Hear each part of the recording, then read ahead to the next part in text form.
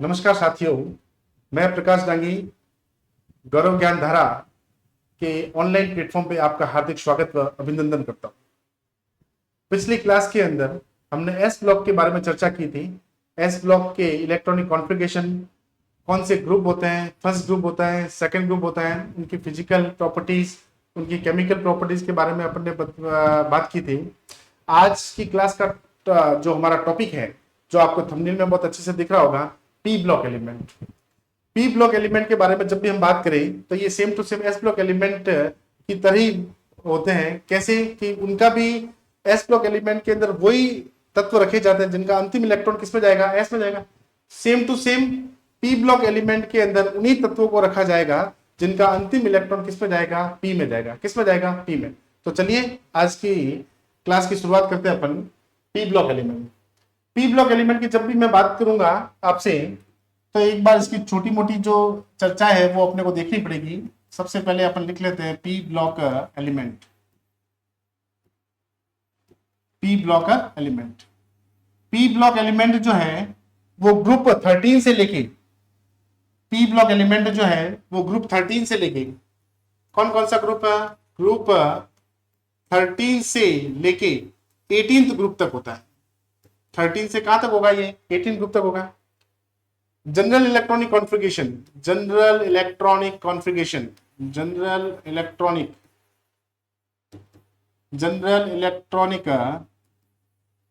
Configuration हो जाएगा अपने पास NS2 NP1 से लेके 6। इसका क्या मीनिंग है, इसका मीनिंग ये है कि सबसे पहले S सबशेल जो है वो भरा जाएगा और उसके बाद के अंदर भरा जाएगा P सबशेल, और P के अंदर भी क्या, P1 P2 P3 P4 P5 और P6 इलेक्ट्रॉन भरे जाएंगे। इसमें अपन बात करें 13, ये लिखा मैंने 13, 14, 15, 16, 17 और 18 को थोड़ा सा ऊपर लिख लीजिए। 13 के अंदर अपने पास कौन कौन से तत्व आते हैं, जिसमें अपन बात करें बैंगन, आलू, गाजर, इन थैला, इन थैला। इसमें आएंगे अपने पास काशी गए शंकर प्रभु, न्यूजीलैंड, पाकिस्तान, ऑस्ट्रेलिया, सब बिकाऊ, ओल्ड स्टाइल से टी हो, फिर कल बाहर आई आंटी, है ना अगर कर जीरो और रन। कौन से पीरियड में है ये, कौन सी पीरियड, तो इसके लिए एन की जो वैल्यू है वो है अपने पास 2 है, इसके लिए 3 है, इसके लिए 4 है, इसके लिए 5 है और इसके लिए कितनी है, 6 है। किस इनर्ट गैस के साथ में इसका इलेक्ट्रॉनिक कॉन्फ़िगरेशन लिखा जा सकता है, तो इसके लिए अपने को यूज करनी है हीलियम 2, इसके लिए यूज करनी है अपने को नियॉन 10, इसके लिए यूज करनी है अपने को आर्गन, इसके लिए यूज करनी है अपने को क्रिप्टॉन और इसके लिए यूज करनी है अपने को xenon 54, xenon 54, xenon 54। Atomic number, atomic number अपन को फाइंड करना है तो अपन ऐसे फाइंड कर सकते हैं इसका लिखना है अपने को, यहाँ पे 8 लिख दीजिए, यहाँ 8 लिख दीजिए, यहाँ 18 लिख दीजिए, यहाँ 18 लिख दीजिए, यहाँ 32 है और लास्ट में आप क्या लिख दीजिए, 32। कुछ भी नहीं करना आपको। ये जो हीलियम है, हीलियम के एटॉमिक नंबर कितना होता है, 2 होता है। 2 के अंदर 8 को प्लस करो, 2 के अंदर 8 को प्लस करेंगे तो कितना होगा, 10। 10 के अंदर 8 को प्लस करेंगे तो कितना होगा, 18। 18 के अंदर 18 को प्लस करेंगे तो कितना होगा, 36। 36 के अंदर 18 को प्लस करेंगे तो कितना होगा, 54। और 54 के अंदर 32 को प्लस करेंगे तो कितना होगा, 86। और 86 के अंदर 32 को प्लस करेंगे तो कितना हो जाएगा, 118। पीरियोडिक टेबल के अंदर कितने हैं? 118 होते हैं। इधर के इलेक्ट्रॉनिक कॉन्फ़िगरेशन निकालना है तो बोरॉन का कितना होता है? 5। 5 में 8 को प्लस करूं तो कितना हो जाएगा? 13। 13 में 18 को प्लस करूं तो कितना हो जाएगा? 31। 31 में 18 को प्लस करूं तो कितना हो जाएगा? 49। और 49 के अंदर 32 को प्लस करूं तो ये हो जाएगा अपने पास 18। 82, 83, 84, 85, 86 सही बैठ गया। चलिए ऑक्सीडेशन स्टेट, पहले ऑक्सीडेशन स्टेट से इसका ऑक्सीडेशन स्टेट से पहले इसका जनरल इलेक्ट्रॉनिक कॉन्फ़िगरेशन जो होता है वो होता है NS2NP1, इसका होता है NS2NP2, इसका होगा NS2NP3, इसका होगा NS2NP4, इसका होगा NS2NP5, इसका हो जाएगा NS2NP6 हो जाएगा। ऑक्सीडेशन स्टेट की बात करें अपन तो ये कितने, 2 और 1 3, 3 इलेक्ट्रॉन क्या कर देगा? डोनेट कर सकता है। और ऑक्टेट क्या स्टेबल स्टेट में आ जाएगा। ये क्या है? ये +4 कर सकता है और ये -4 कर सकता है, ये +5 कर सकता है और -3 कर सकता है, ये वाला जो है वो +6 कर सकता है और -2 कर सकता है, ये वाला +7 कर सकता है और -1 कर सकता है, और उधर तो अपने पास क्या 0। ये प्लस और -5 भी शो कर सकता है। इलेक्ट्रॉनिक कॉन्फ़िगरेशन की यदि मैं बात करूं तो अपने को जैसे सपोज किसी का लिखना है इलेक्ट्रॉनिक कॉन्फ़िगरेशन फास्फोरस का लिखना है तो फास्फोरस का जो आएगा वो N तो आ जाएगा अपने को यहां से, तो ये आ जाएगा अपने पास NS2 नहीं, N की वैल्यू कितनी आ जाएगी अपने पास 3 ना, तो ये लिख देंगे अपन 3S2 और 3P3 लिख देंगे, 3S2 और 3P3। नियॉन कितना 10 और 2 12, 12 और 3 15 हो जाएगा। ठीक है, लेकिन बहुत अच्छे से सुनना, जब भी अपन बात करेंगे किसकी, 4th पीरियड की, 5th पीरियड की और 6th पीरियड की, इनके अंदर डी जो है और एफ जो सबसेल है वो आ जाती है, तो इनका इलेक्ट्रॉनिक कॉन्फ़िगरेशन जब भी लिखा जाएगा तो आप थोड़ा सा ध्यान रखिएगा। इसके अंदर जैसे मान लो अपने को 82, ये है 82, इसका लिखना है अपने को, तो इसके लिए क्या होगा अपने को 6S2 के बाद फिर लिखना है 4F14, फिर लिखना है अपने को 5D10 और फिर लिखना है अपने को 6P2, इस तरह का। यदि आपने F और D को नहीं लिखा तो फिर आपका इलेक्ट्रॉनिक कॉन्फ़िगरेशन क्या हो जाएगा? रॉन्ग हो जाएगा। इलेक्ट्रॉनिक कॉन्फ़िगरेशन क्या हो जाएगा? रॉन्ग हो जाएगा। अब इस पीरियड के अंदर मेटल कितनी है, नॉन मेटल कितनी है और मेटलाइट्स कितनी है, उसको भी अपन समझ लेते हैं, जिसमें अपने पास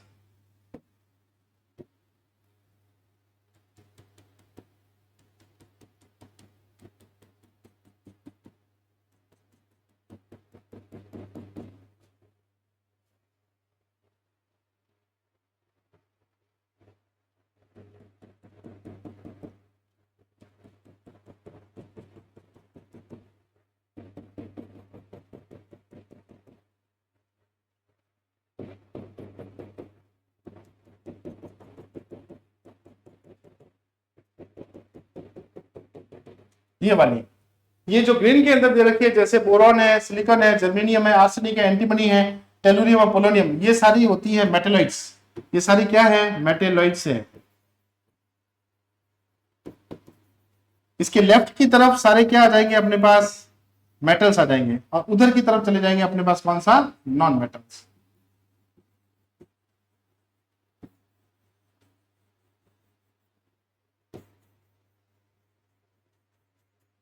और यहां आ जाएंगे अपने पास कौन सा? मेटल्स। ओके, चलिए एक बार आप इसका स्क्रीनशॉट ले लीजिए।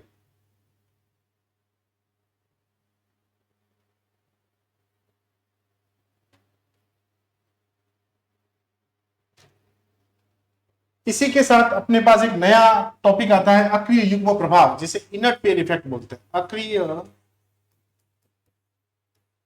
युग्म प्रभाव,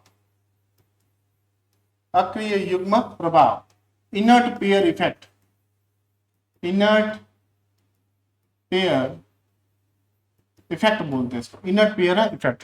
किस किस के बीच में होता है? ये ग्रुप 13 से लेके ग्रुप 14 के बीच में होता है। यह प्रभाव ग्रुप 13 से ग्रुप 15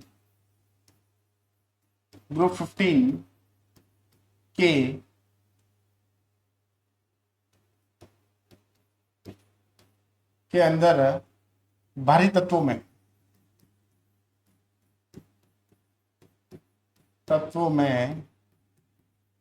पाया जाता है। ठीक है, यह प्रभाव ग्रुप 13 से ग्रुप 15 के अंदर भारी तत्वों में पाया जाता है। मतलब जो हेवीएस्ट मेटल होती है, जो हेवीएस्ट एलिमेंट है, उनके अंदर ये ऑब्टेन होता है अपने को। क्या है ये, एक बार मैं आपको बता दूं कि जैसे ये 13 ग्रुप है, ये है मेरे पास 13 ग्रुप है, ये मेरे पास 14 ग्रुप है, और ये मेरे पास कितना है 15। वही बैंगन, आलू, गाजर, इनर, थैला, का, सी, गए, शंकर, और ये प्रभु, न्यूजीलैंड, पाकिस्तान, ऑस्ट्रेलिया, सब, और ये आ जाएगा अपने पास पिटाओ। भारी तत्वों की बात करें तो ये मोस्टली अपने को मिलेगा किसमें, थैलियम में, लेड में, और अपने को किसमें मिलेगा, बिस्किट, थैलियम, लेड और बिस्किट में। इसकी ऑक्सीडेशन स्टेट कितनी होती है, +3। इसकी कितनी होगी, +4। इसकी कितनी होगी, +5। ठीक, तो कहने का मतलब यह है कि अब जब भी अपन इसकी बात करेंगे ग्रुप 5th से 6th पीरियड में, 5th पीरियड से जब भी अपन 6th पीरियड में जाएंगे तो यहां पे 14 लेंथेनॉइड एलिमेंट आ जाते हैं, 14 लेंथेनॉइड।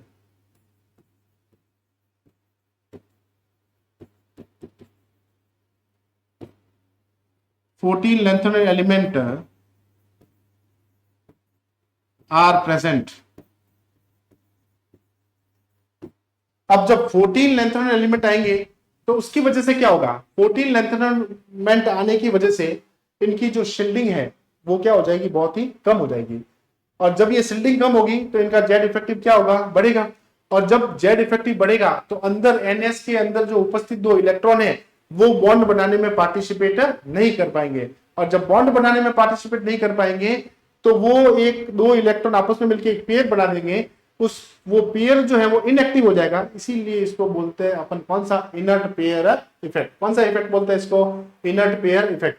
और इनर्ट पेयर इफेक्ट की वजह से हमेशा जो ऑक्सीडेशन स्टेट है वो 2 अंकों से हमेशा क्या हो जाती है, कम हो जाती है। 2 अंकों से हमेशा क्या हो जाएगी, कम। एक बार मैं इसको डेफिनेशन लिख लेता हूं, फिर मैं आपको ये समझा भी देता हूं।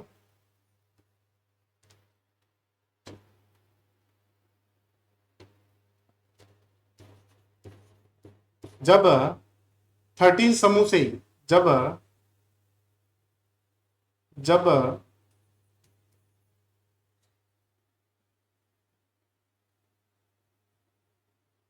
हम 13 ग्रुप में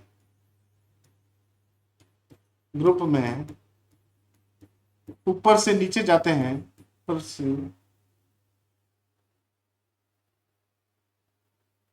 13 ग्रुप में 5th पीरियड से 5th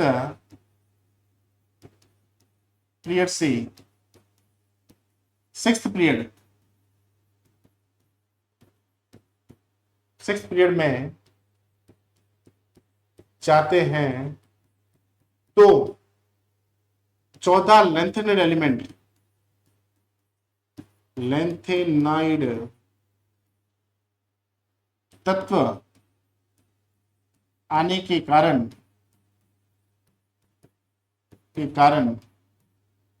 प्रभावी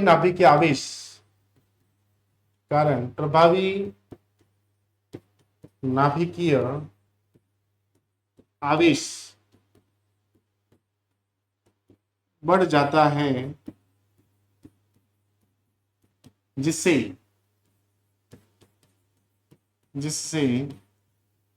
एनएस इलेक्ट्रॉन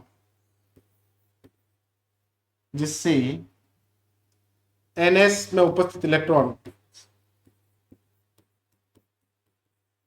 में उपस्थित इलेक्ट्रॉन बंद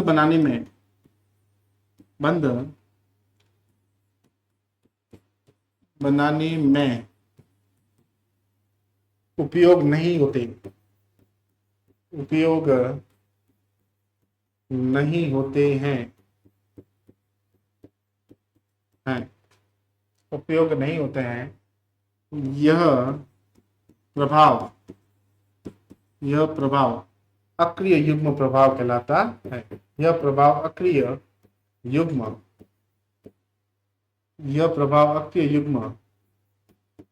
प्रभाव कहलाता है।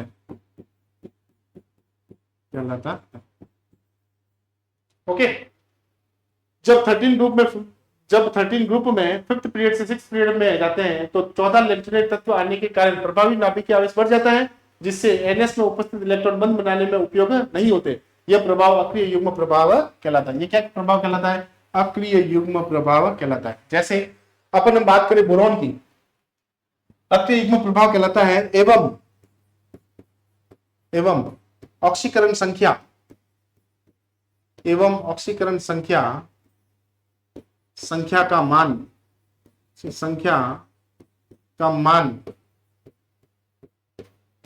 2 अंकों से कम हो जाता है।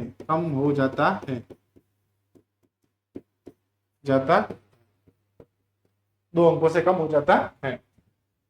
अब बात करें बोरॉन की, किसकी बात करें? बोरॉन। और एक बात करें अपन किसकी? थैलियम की। बोरॉन के लिए और थैलियम के लिए यहां पे कितने इलेक्ट्रॉन होते हैं? 2s2 और 2p1, 6s2 और 6p1। इधर एक इलेक्ट्रॉन, इधर भी एक। अब देखिए बोरॉन के केस के अंदर क्या होगा? बोरॉन के केस के अंदर तो क्या होता है, ये जो तीनों इलेक्ट्रॉन होते हैं, ये जो तीनों इलेक्ट्रॉन है, they are used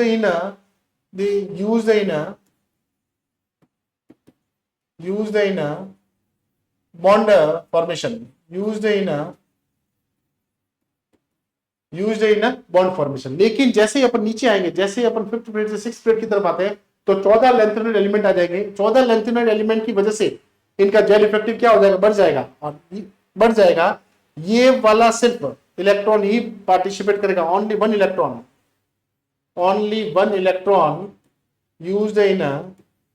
used in bond formation। और ये वाले जो 2 इलेक्ट्रॉन है, ये बॉन्ड बनाने में पार्टिसिपेट नहीं करेंगे। ये वाले जो इलेक्ट्रॉन है वो बॉन्ड बनाने में पार्टिसिपेट नहीं करेंगे। जब पार्टिसिपेट नहीं करेंगे तो ये क्या हो जाएंगे? इनर्ट हो जाएंगे। इनर्ट हो जाएंगे। और इसी इफेक्ट को अपन बोलते हैं कौन सा? Inert pair effect. होप आपको बहुत अच्छे से समझ में आ गया हो। कितने से कितने के बीच में ही चलता है? ये सिर्फ ग्रुप 13 से ग्रुप 15 के बीच में ही चलता है। 5th पीरियड से 6th पीरियड की तरफ जाएंगे तो 14 लैंथेनाइड एलिमेंट आ जाएंगे। 14 लैंथेनाइड एलिमेंट आने की वजह से होता क्या है, उनकी एफ शेप शेल की जो शील्डिंग पुअर होती है, उससे जेड इफेक्टिव बढ़ेगा तो प्रभावी नाभिकीय आवेश, जेड इफेक्टिव बढ़ेगा तो अंदर की जो इलेक्ट्रॉन है वो बॉन्ड बनाने में पार्टिसिपेट नहीं करेंगे। मतलब न्यूक्लियस जो है, न्यूक्लियस इसको अच्छे से खींच के रखेगा तो 2 जो इलेक्ट्रॉन है वो बॉन्ड बनाने में पार्टिसिपेट नहीं कर पाएंगे। इसे बोलते हैं अपन कौन सा? Inert pair effect. नेक्स्ट देखिए, स्क्रीनशॉट ले लीजिए। पी ब्लॉक के अंदर 13 ग्रुप आता है। 13 ग्रुप में बोरॉन आएगा, इसे बोरॉन फैमिली भी बोलते हैं। बोरॉन आएगा, एल्यूमिनियम आएगा, गैलियम आएगा, इंडियम आएगा और कौन सा आ जाएगा अपने पास? थैलियम। ये मैंने आपको पहले ही बता दिया। बोरॉन एक कैसा तत्व है? दुर्लभ तत्व है। यह मुख्यतः ऑर्थोबोरिक एसिड, जिसे H3BO3, जिसे अपन बोलते हैं H3BO3। बोरेक्स का फॉर्मूला है Na2B4O7, Na2B4O7.10H2O। एक अपने पास आएगा कार्नेलाइट का फॉर्मूला होता है Na2B4O7 के रूप में मिलता है। इसके 2 समस्थानिक है, एक तो है B10 और एक है अपने पास कौन सा? B11। B10 तो मिलता है 19% में और ये मिलता है 81% में। एल्यूमिनियम के प्रमुख में कौन सा आता है? बॉक्साइड आता है। बॉक्साइट का फॉर्मूला आएगा Al2 कौन सा है अपने पास है Al3, Al2A3। और एक आता है अपने पास क्रायोलाइट, क्रायोलाइट का फॉर्मूला होता है अपने पास Na3Al(F6), Na3Al(F6). गैलियम, इंडियम तथा थैलियम प्रकृति में बहुत कम मात्रा में मिलते हैं। इलेक्ट्रॉनिक विन्यास, इलेक्ट्रॉनिक विन्यास मैंने आपको निकालना बता दिया है कि इनर्ट गैस के साथ अपन कैसे लिखते हैं। एक ये याद रख लेना कि थर्ड ग्रुप, फोर्थ और फिफ्थ ग्रुप के अंदर अपने डी और एफ के अंदर भी इलेक्ट्रॉन भरा जाएगा। अब जैसे ये 13 ग्रुप का है, इसको 14 ग्रुप का बनाना है तो इसको क्या करना पड़ेगा, इलेक्ट्रॉन को 2 कर दीजिए। इसके बाद करना है तो 13 में तो 3, 4, 5 like this upon electronic configuration कर सकते हैं। चलिए नेक्स्ट है अपने पास ऑक्सीकरण स्टेट। ऑक्सीकरण स्टेट इंपॉर्टेंट है। ऑक्सीकरण कितनी मोस्टली कितनी शो करते हैं, +3 शो करते हैं। कितनी शो करते हैं, +3। अक्रिय युग्म प्रभाव के कारण ऊपर से नीचे जाने पर +3 की स्थिरता कम होती है और +1 की स्थिरता बढ़ती है। इसका मतलब क्या है कि थैलियम +1 के अंदर ज्यादा स्टेबल है। थैलियम जो है वो +1 के अंदर ज्यादा स्टेबल है, प्लस थैलियम जो है वो +1 के अंदर ज्यादा स्टेबल है then compare to thallium +3, thallium +3। और इधर जबकि बात करें अपन तो एल्यूमिनियम +3 में ज्यादा स्टेबल है और +1 के अंदर कम स्टेबल है। ठीक है, तो ये +1 मैंने आपको बताया ही था कि अक्रिय युग्म प्रभाव के कारण हमेशा ऑक्सीडेशन स्टेट जो होती है वो 2 अंकों से क्या हो जाती है, कम हो जाती है। 2 अंकों से क्या हो जाएगी, कम। परमाणु त्रिज्या देखिए, एटॉमिक रेडियस सामान्यतः नीचे जाने पर त्रिज्या बढ़ती है, अपने को सबको पता है, लेकिन गैलियम की त्रिज्या एल्यूमिनियम से थोड़ी कम होती है। इसका कारण क्या है कि डी कक्षक के इलेक्ट्रॉनों का दुर्लभ परिलक्षण प्रभाव, मतलब डी कक्षक के अंदर उपस्थित जो इलेक्ट्रॉन होते हैं वो पुअर शील्डिंग करते हैं, और जब पुअर शील्डिंग करेंगे तो उसका जेड इफेक्टिव क्या हो जाएगा, बढ़ जाएगा। तो इसके अंदर ये वेरिएशन आ जाता है। ये इस पॉइंट को आप स्टार लगा लीजिए, यहां से क्वेश्चन आ सकता है आपके। तो थैलियम सबसे ज्यादा, फिर इंडियम, और होना चाहिए था किसका, गैलियम का, लेकिन है किसकी, एल्यूमिनियम की, और उसके बाद आएगी गैलियम की, और सबसे लास्ट में आती है कौन सी, बोरॉन की।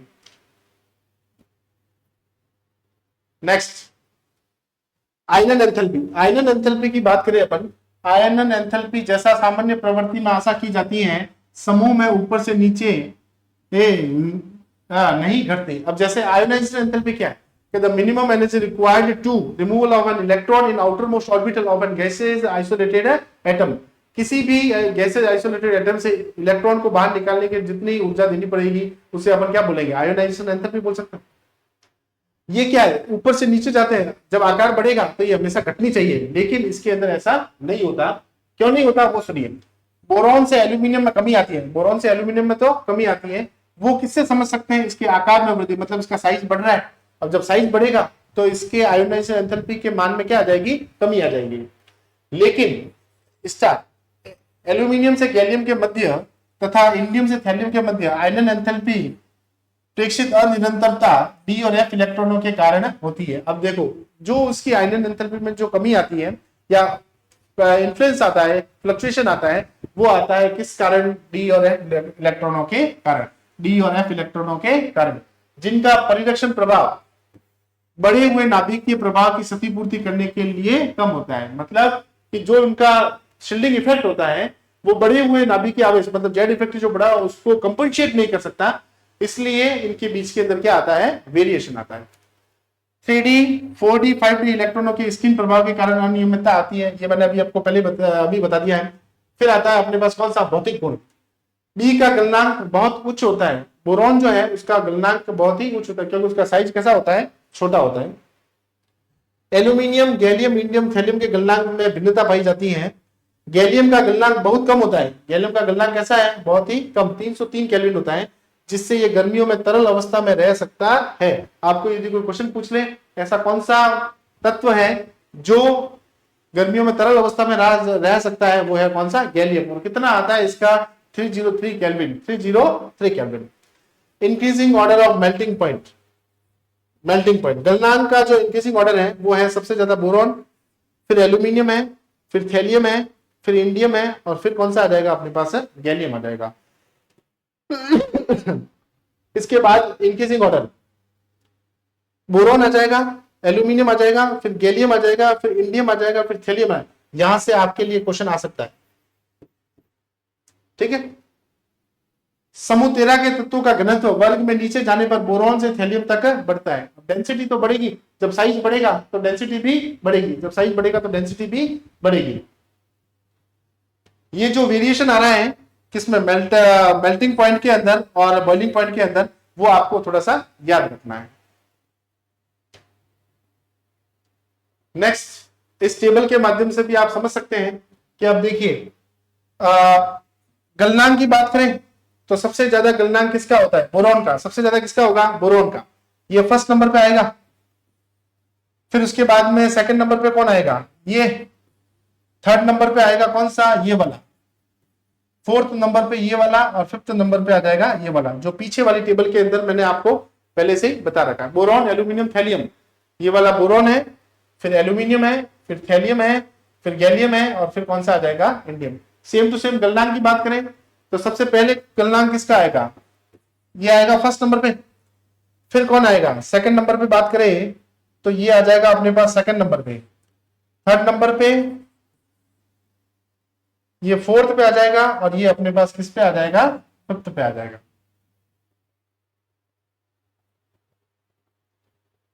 नेक्स्ट देखिए, रासायनिक गुण। रासायनिक गुण की बात करें तो उसके अंदर सबसे पहले पढ़ना है अपने को कौन सा, हेलोजन के साथ। ये हमेशा MX3 प्रकार के ट्राई हैलाइड बनाता है। जैसे एल्यूमिनियम को यदि मैं Cl2 के साथ रिएक्शन करवाऊं तो ये हमेशा AlCl3 देगा। क्या देगा अपने पास, AlCl3। Al अपने को इसको बैलेंस करना है तो अपन यहाँ पे इसको कितना 3 कर सकते हैं, और इसको यहाँ पे कितना कर दे अपन 2 कर दे, और इसको भी कितना कर दे 2 एल्यूमिनियम 2 एल्यूमिनियम 3 2 जा 6 3 2 जा 6, ये हो गया बैलेंस। ऑक्सीजन के साथ ऑक्साइड बनाते हैं। ऑक्सीजन के साथ ये क्या बनाते हैं, ऑक्साइड बनाते हैं। बोरोन का ऑक्साइड अम्लीय होता है, इंपॉर्टेंट है। बोरोन का ऑक्साइड कैसा होता है, ये अम्लीय होता है। जबकि एल्यूमिनियम और गैलियम के ऑक्साइड कैसे होते हैं, उभयधर्मी होते हैं। कैसे होते हैं, उभयधर्मी। ऑक्साइड की मैं बात करूं तो एक एम्फोटेरिक ऑक्साइड आता है। एम्फोटेरिक ऑक्साइड का मतलब होता है, एम्फोटेरिक मतलब ये अम्ल व क्षार दोनों से, अम्ल व क्षार दोनों से अभिक्रिया कर सकते हैं। अम्ल और क्षार से दोनों से अभिक्रिया कर सकते हैं, उसे अपन बोलते हैं कौन सा, एम्फोटेरिक। ये ई कोई भी एलिमेंट है इस ग्रुप का तो ऑक्सीजन के साथ करेगा तो E2O3 देगा, और एक देगा अपने पास कौन सा, नाइट्रोजन के साथ रिएक्शन करेगा तो ये देगा EN। जैसे अपन बात करें कौन सा ग्रुप पढ़ रहे हैं, कौन सा, बैंगन, आलू, गाजर, इन थैला देख रहे हैं, तो ये नाइट्राइट ग्रुप इसके अंदर बना देगा। EN क्या बना देगा, नाइट्राइट बनेगा। जैसे एल्यूमिनियम बात करें, ये एल्यूमिनियम को रिएक्शन करवाया जाए नाइट्रोजन से तो ये बनाएगा एल्यूमिनियम नाइट्राइट बनाएगा। क्या बनाएगा, एल्यूमिनियम नाइट्राइट। बैलेंस करना है, इसको 2 बना लीजिए, इसको भी 2 बना लिया, तो ये एल्यूमिनियम नाइट्राइट दे देगा। अम्ल व क्षार के साथ अभिक्रिया, बोरॉन अम्ल व क्षार के साथ अभिक्रिया नहीं करता, मोस्ट इंपोर्टेंट है। एल्यूमिनियम, बोरॉन जो है वो अम्ल व क्षार के साथ अभिक्रिया नहीं करता, लेकिन एल्यूमिनियम, गैलियम, इंडियम, थैलियम खनिज अम्लों से क्रिया करके हाइड्रोजन गैस को मुक्त करते हैं। हाइड्रोजन गैस को क्या करते हैं, ये मुक्त करते हैं। ये मैंने अभी लिखा अपने पास। एल्यूमिनियम जब एसिड के साथ रिएक्शन करेगा तो AlCl3 देगा, और एल्यूमिनियम जब बेस के साथ रिएक्शन करेगा तो ये देगा सोडियम एल्यूमिनेट देगा। क्या देगा, सोडियम एल्यूमिनेट देगा। बोरॉन का असामान्य व्यवहार, एनोमलस बिहेवियर क्यों शो करता है, ये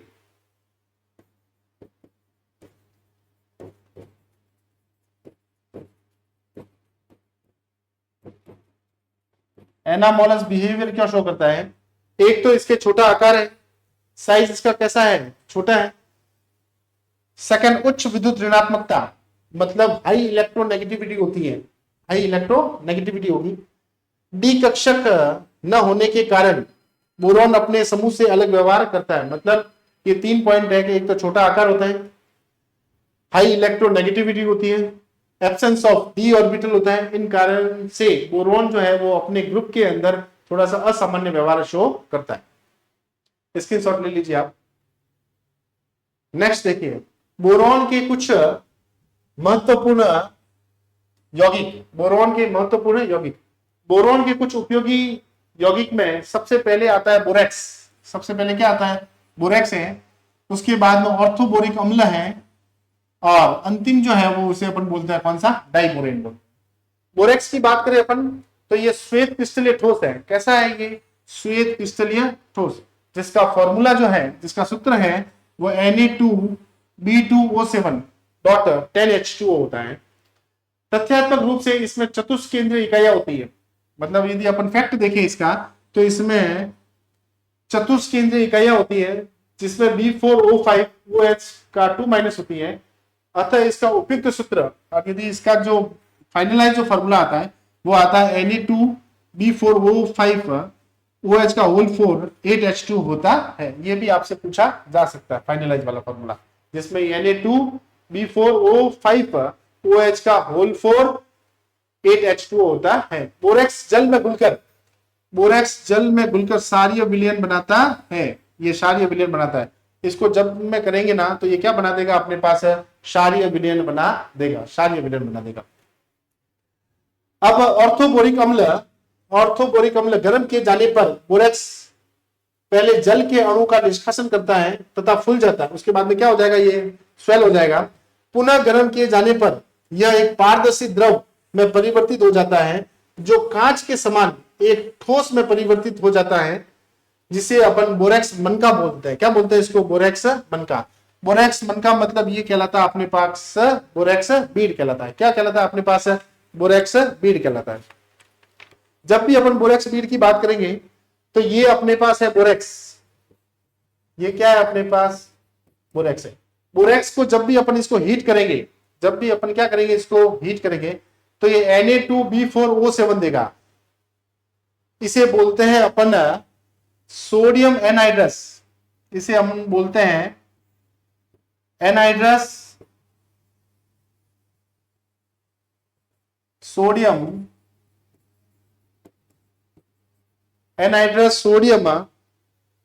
टेट्राबोरेट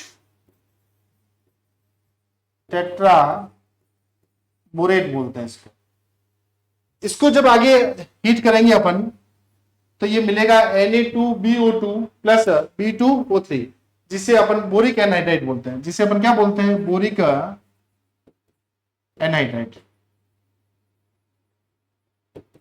एनहाइड्राइड। ये इसका बाई प्रोडक्ट है। और B2O3 को, किसको? B2O3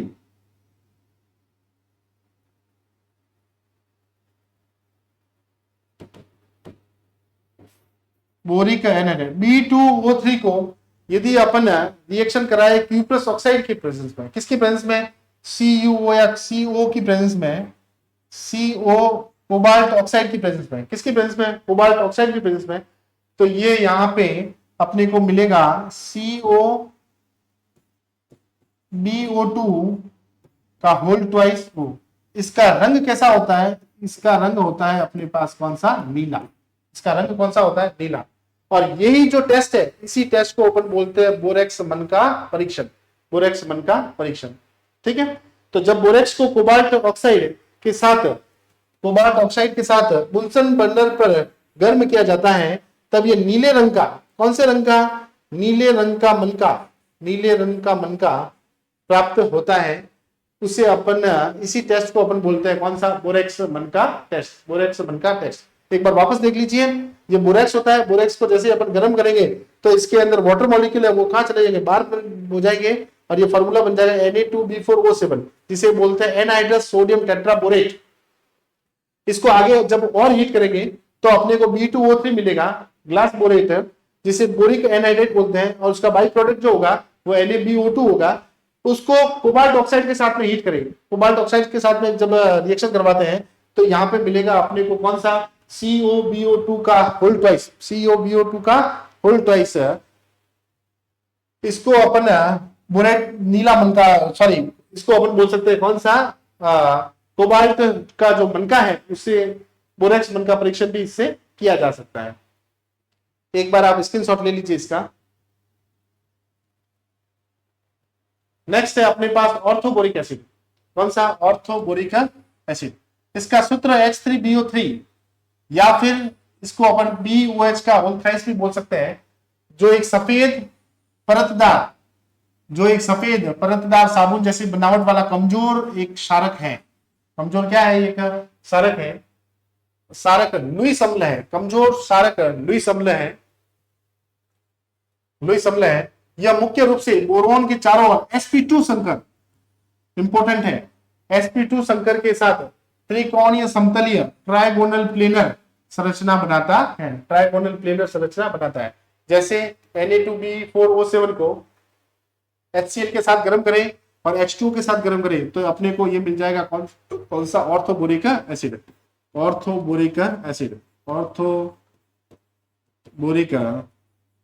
एसिड बन जाएगा। और क्या 2NaCl यहां से बाहर निकल जाएगा। वही H3BO3 को अपन आगे हीट करें तो ये HbO2 में बदल जाएगा और लास्ट में मिल जाएगा अपने पास कौन सा? B2O3। B2 मतलब बोरिक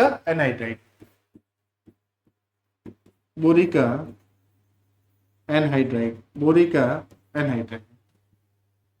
ये आपके पास एक स्ट्रक्चर दे रखा है जिसमें hydrogen bonded structure of orthoboric acid, जिसमें ये वाला मेरा बोरोन है, ये वाला बोरोन, ये इसके साथ अपने पास ऑर्थोबोरिक स्ट्रक्चर, ऑर्थोबोरिक एसिड है, उसका आपके पास स्ट्रक्चर दे रखा है।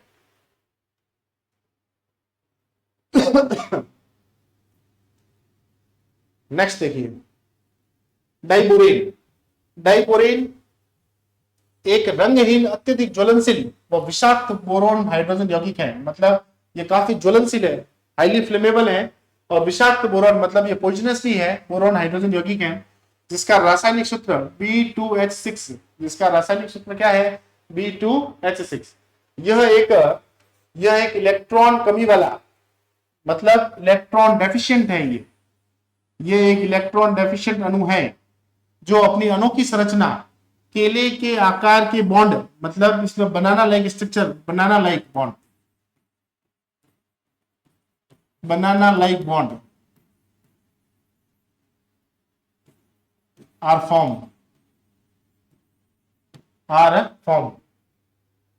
के लिए जाना जाता है। इसे अक्सर बोरोइथेन भी कहा जाता है, इसे अधिकतर बोरोइथेन भी कहा जा सकता है।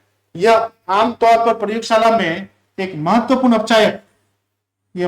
अपचायक रिड्यूसिंग एजेंट के रूप में उपयोग किया जा सकता है। संरचना की बात करें, इसका स्ट्रक्चर कौन सा? इसका स्ट्रक्चर डाइबोरेन में 4 टर्मिनल BH बंध और 2 ब्रिजिंग H परमाणु होते हैं जो 2 बोरोन परमाणु को जोड़ते हैं BHB से। इसमें 3 केंद्र 2 इलेक्ट्रॉन सिस्टम, इंपॉर्टेंट है,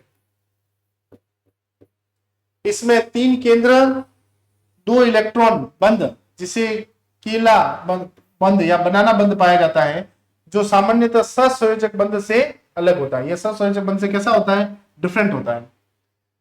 संरचना में दोनों परमाणु sp3 हाइब्रिडाइज होते हैं। संरचना में दोनों कैसे होते हैं? ये sp3 हाइब्रिडाइज होते हैं।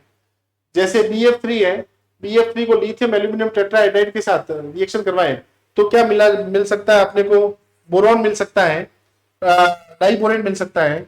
NaBH4 को आयोडीन के साथ रिएक्शन करें तो डाइबोरेन मिल सकता है, और BF3 को सोडियम हाइड्राइड के साथ रिएक्शन करवाए तो भी अपने को डाइबोरेन मिल सकता है। इसके स्ट्रक्चर की जब भी बात की जाएगी, तो ये जैसे मान लो मेरे पास बोरोन है,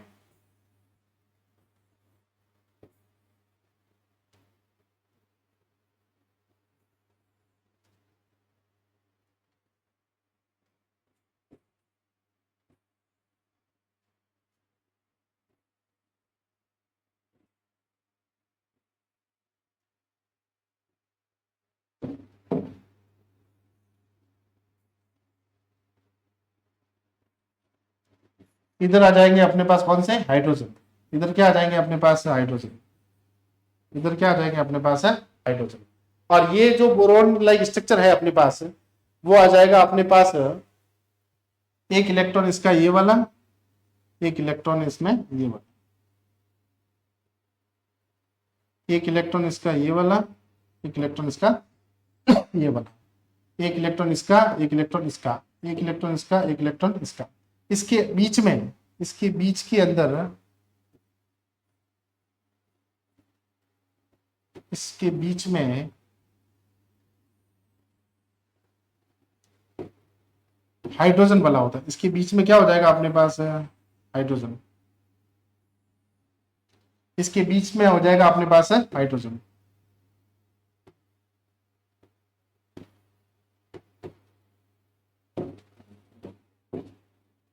एक वाला तो ये रह जाएगा अपने, यहाँ H आ जाएगा, इसके में बीच में भी क्या आ जाएगा H। एक तो अपने पास रहेगा ये वाला और एक अपने पास है ये आ जाएगा, इधर आ जाएगा अपने पास, एक तो ये हो जाएगा और एक अपने पास है ये हो जाएगा। इसके आगे यदि अपन बात करें तो अपने पास बोरॉन, ये आ जाएगा अपने पास बोरॉन, इधर अपने पास आएगा H, ये H आ जाएगा, यहाँ H आ जाएगा, यहाँ H आ जाएगा, और बनाना वाला जो बॉन्ड है वो अपने पास आ जाएगा ऐसे।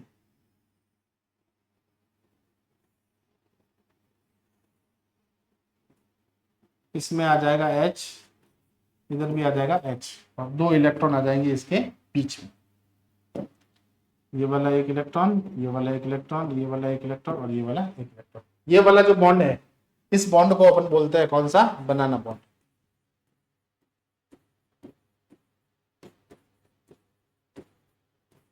कौन सा बॉन्ड बोलते हैं इसको? बनाना बॉन्ड। कौन सा बॉन्ड बोलते हैं इसको? बनाना बॉन्ड। एक बार देख लीजिए आप,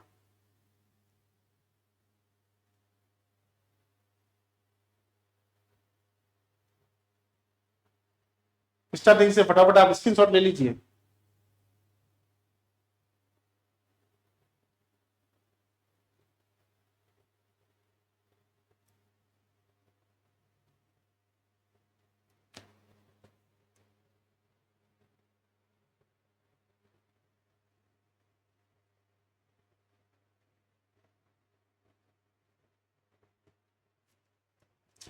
आज की क्लास के अंदर जो हमने पढ़ा, पी ब्लॉक का जो 13 ग्रुप है उसके बारे में पढ़ा है।